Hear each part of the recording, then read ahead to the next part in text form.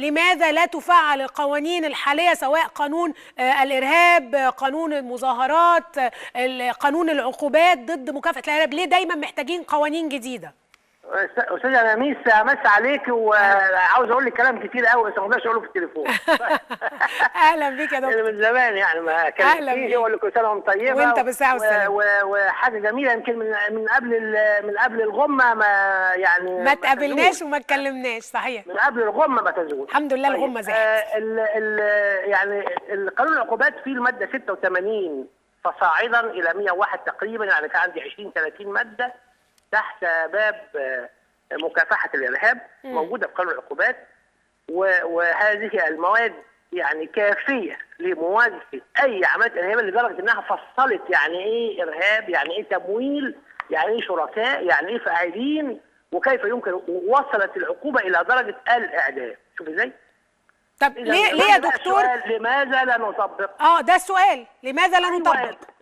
لابد يعني مسؤوليتنا والاعلام والاجهزه عليها ان توجه هذا الكلام بحسم وبحزم وبقوه، يعني لانه القانون اذا صدر القانون ووجد القانون ولا يطبق فكانه مواد، ولذلك حياه القانون في التطبيق، وبالتالي امامنا نصوص يجب تطبيقها، والحاله الامنيه والحاله حاله الشارع وما نراه من جرائم ارهابيه يعني فظة على الجهات المعنية أن يعني تواجه هذا الكلام بحزم، ومعها القوى الشعبية جميعا. بمعنى أن هل أنا محتاجة لقانون مكافحة إرهاب جديد أو قانون تظاهر جديد؟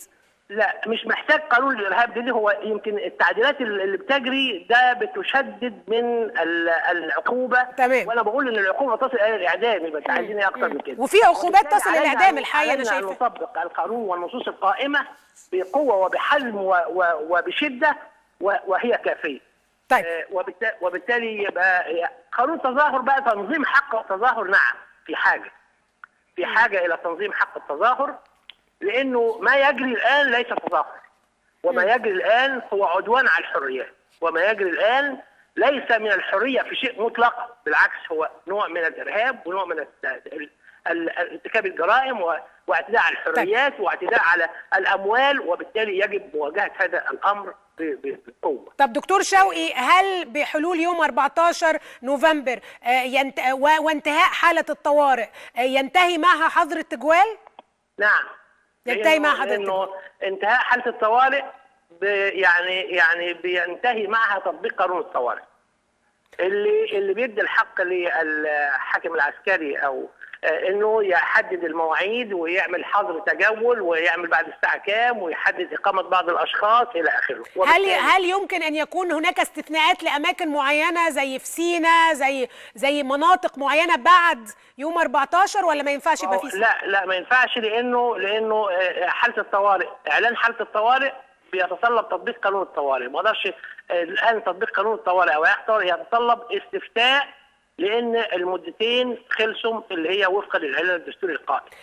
قوات الجيش، وانا كنت سالت ده اللي هو سامح، بس بساله لحضرتك بصفتك قانونيه، الجيش ووجوده في الشارع، القوات المسلحه ووجودها في الشارع، هل مرتبطه بتطبيق باعلان حاله الطوارئ؟ لا ده ملوش علاقه بحاله الطوارئ، لان ده مرتبط بالامن وحمايه النظام العام وحمايه الامن العام. ممكن الداخليه يعني تستعين بالقوات المسلحه، والقوات المسلحه تساعد الداخليه، باعتبار ان دي اجهزه يعني من واجبها ان تحفظ امن والسلام الاجتماعي للمجتمع المصري، وبالتالي دي مش مرتبطه بحاله الطوارئ. نعم، بشكرك دكتور شوقي السيد، وبرجع للاستاذ.